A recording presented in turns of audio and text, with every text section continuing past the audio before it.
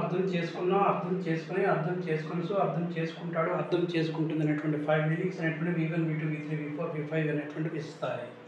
I understand నేను అర్థం చేసుకుంటాను. ఐ డోంట్ అండర్స్టాండ్ నేను అర్థం చేసుకుంటాను చేయను. నేను అర్థం చేసుకోను. ఐ డూ అండర్స్టాండ్ నేను అర్థం చేసుకుంటాను చేస్తాను. అంటే నేను అర్థం చేసుకుంటాను. ఐ డూ అండర్స్టాండ్ అన్నా ఐ అండర్స్టాండ్ అన్నా ఒకటే. ఎందువల్ల ఇలా రాస్తామండి అంటే మనకు క్వశ్చన్ అడగాలంటే హెల్పింగ్ వెర్బ్ అనేటువంటిది ఉండాలి. Okay, so do I understand నేను అర్థం చేసుకుంటాను చేస్తానా. డోంట్ ఐ అండర్స్టాండ్ నేను అర్థం చేసుకుంటాను చేయనా. నేను అర్థం చేసుకోనా. I understood I did understand అన్నా ఒకటే. ఐ డిడ్ అండర్స్టాండ్ నేను అర్థం చేసుకుంటాను చేశాను. నేను అర్థం చేసుకున్నాను. ఐ అండర్స్టూడ్ నేను అర్థం చేసుకున్నాను.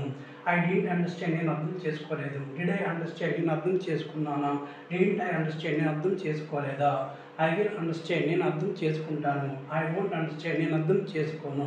విల్ ఐ అండర్స్టాండ్ నేను అర్థం చేసుకుంటానా. వోంట్ ఐ అండర్స్టాండ్ నేను అర్థం చేసుకోను.